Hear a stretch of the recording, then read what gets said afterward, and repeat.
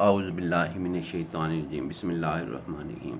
हम partial differential equations की एक सीरीज़ जो सी है वो हम यहाँ पे कर रहे हैं। इसके अंदर आप सबसे पहले ये बात याद रखिएगा कि अगर ये वीडियो और हमारा चैनल आपके लिए हेल्पफुल है तो आप इसको सब्सक्राइब भी करें, कमेंट्स भी करें, शेयर भी करें और जो है इसको लाइक भी करें ताकि हमारी टीम की हौसला अफजाई हो सके।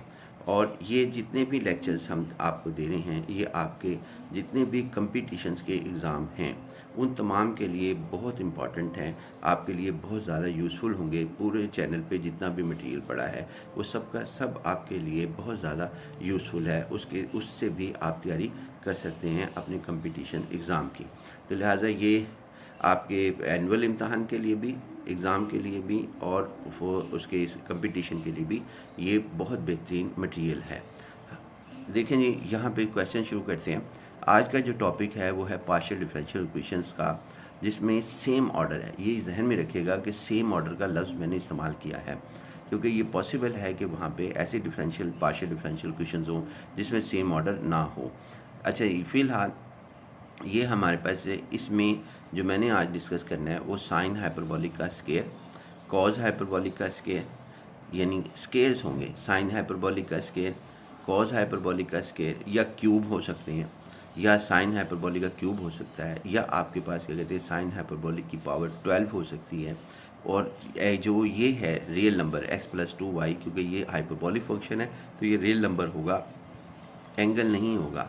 उसके साथ जो है एक्सपोनेंशियल हो सकते हैं, e⁻y हमारे पास और e⁻x+y हमारे पास होगा। तो ये हमारे पास डिफरेंशियल इक्वेशंस की मुख्तलिफ सिचुएशंस मैंने ये आपके सामने रखी हैं कि इनमें से कोई भी एक सवाल आएगा तो इन सब को करने का जो तरीक़ेकार है, मेथड, वो एक जैसा हमारे पास है। मैंने जो चॉइस किया इनमें से किसी एक को चॉइस कर सकते थे हमने जो चॉइस किया वो 1 को चॉइस कर लिया कि d²+2d और into z = 3 sine hyperbolic square x+2y। सबसे पहले हमने ऑक्सिलरी इक्वेशन को डिसाइड किया कि z को आपने जो सा है लेफ़्ट हैंड साइड में को 0 पुट करना है, z को इग्नोर करते हुए। फिर उसके बाद हमने d की जो कैपिटल D होगा, हमेशा हम यही करते हुए आ रहे हैं कि कैपिटल D को m रखा और d' को 1 रखा। और उसके बाद m²+2m × 1 = 0 और m × m+2 = 0, m 0 और m की वैल्यू -2 और m = -2, 0 हमारे पास लिखा गया। अब हम इसका कम्प्लीमेंट्री फंक्शन जो है वो यहाँ पर लिखते हैं। कम्प्लीमेंट्री फंक्शन हमारे पास क्या होता है? कम्प्लीमेंट्री फंक्शन हमारे पास ये होगा कि जो ये लिखा है -2x, इसे कर देंगे तो यहाँ पे लिखेंगे y -2x। ये काफ़ी दफ़ा डिफरेंट रूट्स के कम्प्लीमेंट्री फंक्शन लिखने के तरीक़ेकार को हमने डिस्कस किया है। f और साथ हमने f1, यानी ये फंक्शन का नाम लिखा है f1 y -2x और इसको y+0x या y हम लिख देंगे और इस फंक्शन का नाम f2 हम यहाँ पे लिखेंगे। उसके बाद फिर हमने ये कम्प्लीमेंट्री फंक्शन हमारे पर लिखा गया, इसको हमने 1 कह देना है। उसके बाद फिर हमने यहाँ पर जो ऑक्सिलरी इक्वेशन है, ये ऑक्सिलरी इक्वेशन है, इस ऑक्सिलरी इक्वेशन को उल्टा देना है, यानी 1/d² + 2d कर देना है। और जो इसकी राइट हैंड साइड के ऊपर जो भी टर्म्स मौजूद होंगी, चाहे 10 हों या 20 हों, फिलहाल यहाँ पे 1 है, वो सारी की सारी इस जगह पे लिख देनी है। सेकंड स्टेप में पहले इसको उल्टाना है, ये ऑक्सिलरी इक्वेशन को, लेफ्ट हैंड साइड को, इसकी सिर्फ left hand side d² + 2d और साथ हमने यहाँ पे जितनी भी टर्म्स हों, चाहे 100 हों 10 हों, फिलहाल ये 1 है तो हमने 3 साइन हाइपरबोलिक स्केयर x+2y लिख देना है।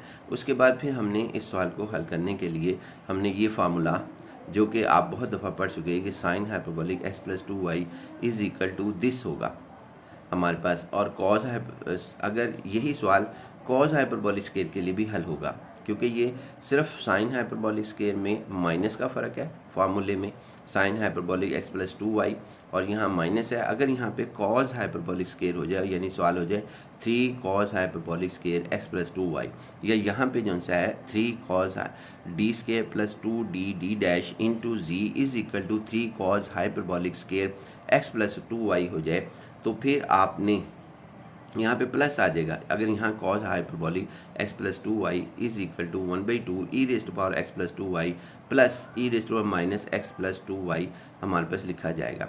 फिलहाल ये हमारे पास क्या कहते हैं साइन हाइपरबोलिक है, तो इसका स्केयर हमने निकालना है। तो पहले हमें साइन हाइपरबोलिक फाइंड आउट करना है, फिर उसका स्केयर जो है वो ले लेना है यहाँ दोनों साइड्स पर। तो दोनों साइड्स पर स्केयर लें तो साइन हाइपरबोलिक का स्केयर इधर स्केयर हो जाएगा। और ये याद रखिए h के ऊपर हमने स्केयर डाला है, x प्लस 2y के ऊपर स्केयर नहीं डाला, ये जहन में रखिएगा। लिखते हुए अगर गलती करेंगे तो ये अंडरलाइन हो जाएगा। इज इक्वल टू 1/4, ये इसका स्केयर दोनों साइड पे लें 1/4 और फिर a का स्केयर प्लस b का स्केयर माइनस 2ab। ये हमने इस फार्मूले के तहत इसको ओपन किया। उसके बाद 3 को 2 में सब्स्टिट्यूट करते हैं।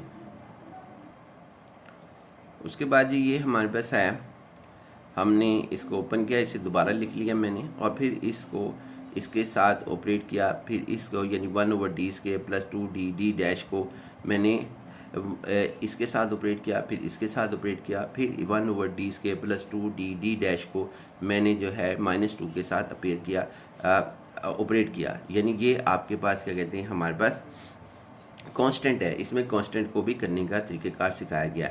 एक्चुअली ये 3 सवाल बन गए, 1, 2 और ये 3 ऑपरेट होने के बाद ये सूरत हाल आई।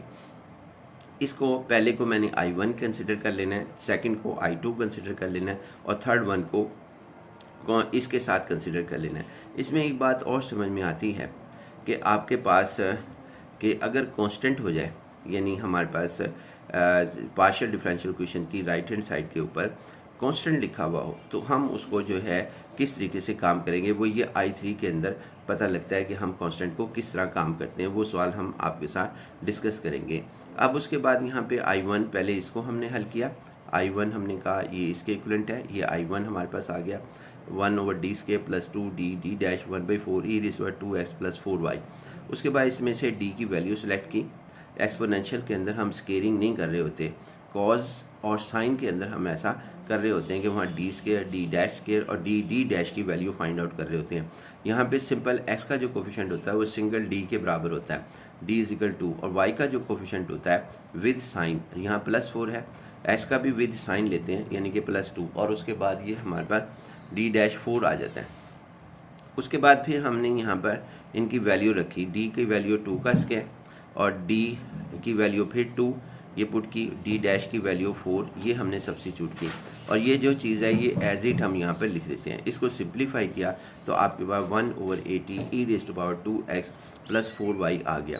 उसके बाद फिर हमने इसको डिस्कस करना है, यानी I2 को, यानी ये I2 हमने कंसिडर कर लिया था।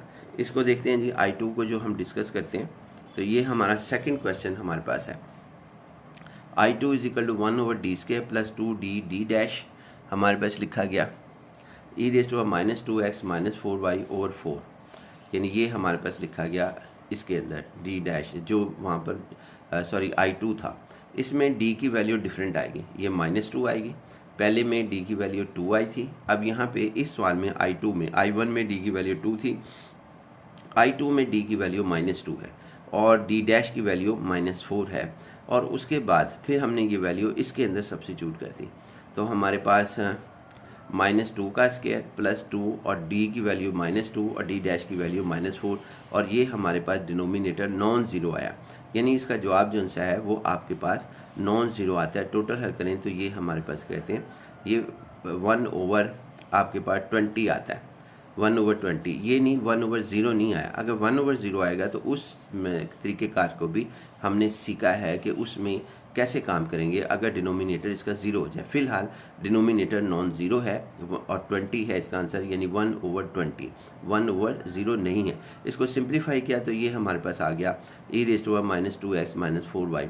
1/0 को हमने मोर देन 1 वे लेक्चर्स के अंदर डिस्कस किया है कि उस सिचुएशन से हम कैसे निकलते हैं, वो भी आप ज़रूर देखिएगा। अच्छा, उसके बाद I3 में आपके पास क्या कहते हैं, यहाँ पर ये तीसरा सवाल हमारे पास था। तीसरे में हमारे पास क्या था जी, I3 में ये था I3, यानी ये मैंने इसको माइनस भी साथ ले लिया, 1/d square plus 2d d dash 2, इस 2 को 1 के साथ मल्टीप्लाई किया तो हमारे पास वो आ गया, या 1 कह लें या 1 को फिर कन्वर्ट किया e की पावर 0x प्लस 0y में। ये हमारा I3 है। तो लिहाजा हमारे पास क्या कहते हैं, ये हमारे पास अब d की वैल्यू भी इसमें ज़ीरो है, d डैश की वैल्यू भी ज़ीरो है, तो यहाँ पे सब्स्टिट्यूट करते हैं। d की वैल्यू ज़ीरो का square plus zero multiply zero 1/0 आ जाएगा, यानी -1/0 2 इंटू e⁻0x + 0y हमारे पास लिखा जाएगा। तो डिनोमिनेटर ज़ीरो हो गया, तो लिहाजा अब हम इसको कैसे करेंगे, हम इस तरह करेंगे कि इसका डेरिवेटिव ले लेंगे with respect to d, keeping d dash constant. ये हम इसके अंदर करेंगे। ये देखें जी, मैंने ये शो भी किया है कि देखें ये 1/0 बन जाता है। और उसके बाद ये स्टेप कर लें ना करें कोई फ़र्क नहीं पड़ेगा आपके ऊपर, लेकिन कर लिया है तो कोई मसला नहीं। अब उसके बाद उसका डेरिवेटिव लिया हमने, ये जो डिनोमिनेटर की पॉलिनोमियल थी, और साथ x लिखा d² + 2d dash keeping the d dash constant. तो ये 2d आ गया, और ये d का डेरिवेटिव 1 होता है, तो 2d डैश आ गया। उसके बाद दोबारा x जो है वो जितनी दफ़ा डेरिवेटिव लेंगे हमारे पास, या जितनी दफ़ा डिनोमिनेटर ज़ीरो आएगा उतनी दफ़ा हम जो है x यहाँ लिखा करेंगे, जो ऑपरेटर से बाहर हो जाएगा। उसके बाद फिर हमने देखा कि e2 और e ये कांस्टेंट को हल करने का तरीक़ेकार बता रहे हैं हम, कि कांस्टेंट में पर्टिकुलर इंटीग्रल कैसे फाइंड आउट करते हैं। उसके बाद जी फिर e⁻0 0x + 0y हमारे पास आ गया। इसको दोबारा मैंने लिखा ताकि ये d की वैल्यू 0 और d डैश की वैल्यू 0 साफ तौर पे नज़र आया। ये दोबारा 1/0 आ गया डेरिवेटिव लेने के बाद भी। तो फिर यानी ये लिखा है कि again denominator is equal to 0 by taking the d is equal to 0, d dash is equal to 0 हमारे पास। फिर दोबारा इसका डेरिवेटिव लेंगे और एक x जो है वो बाहर फिर निकालेंगे। तो हम एक x और निकालते हैं जी बाहर, तो यहाँ पे आपके पास x आ जाएगा, यानी x एक और x² बन जाएगा। तो उसके बाद जब हमने इसका डेरिवेटिव लिया keeping the d dash constant, तो 2d का डेरिवेटिव 2 आ गया, ये 2 भी कांस्टेंट d डैश भी कांस्टेंट, तो इसका डेरिवेटिव 0 हो गया। और यहाँ पे जो है आपके पास x multiply x minus x² हो गया, -x², और ये 2 इस 2 से कैंसिल होकर ये I3 की वैल्यू आई। अब हमारे पास I1 I2 I3 की वैल्यू आ गई। लेकिन एक बात जहन में रखिए, अगर यहाँ दोबारा 1/0 आ जाता तो मैं दोबारा इसका डेरिवेटिव लेता और उस वक्त और एक x बाहर निकालता। ये स्टेप चाहे 100 मरतबा भी करना पड़ेगा, हर दफ़ा मैं x बाहर निकाला करूँगा और हर दफ़ा जो है वो चेक किया करूँगा कि 1/0 आया है, यानी अगर 1/0 दोबारा आया तो फिर एक दफ़ा x निकालूंगा डेरिवेटिव लेने के बाद। अब हमने जो है इनकी वैल्यूज़ को यहाँ सब्स्टिट्यूट किया, ये सब इसके अंदर ए जो आप इक्वेशंस आप देख सकते हैं वीडियो बैक करके 5 4 6 7 इन ए। तो ZP I1 की वैल्यू पुट की, I2 की वैल्यू पुट की, I3 की वैल्यू जो है वो हमने पुट की। यहाँ -x² आएगा, -x² हमारे पास होगा। उसके बाद आगे हमने इन दोनों का, चूँकि हमें z का सलूशन चाहिए था, तो हमने क्या किया कि कम्प्लीमेंट्री फंक्शन की वैल्यू ये आ गई और ये यहाँ तक f1 × y - 2x और प्लस f2y और आगे इसके बराबर लिखा गया। उसके बाद ये हमारे पास ये आंसर आ गया जी -x²। ये हमारे पास सवाल यहाँ पे कंप्लीट होता है। इंशाल्लाह नेक्स्ट लेक्चर में बाकी, अगर आपके पास आपका ये वीडियो जो है हेल्पफुल साबित हुई हो तो आप इसके अंदर सब्सक्राइब ज़रूर कीजिएगा। अल्लाह हाफिज़।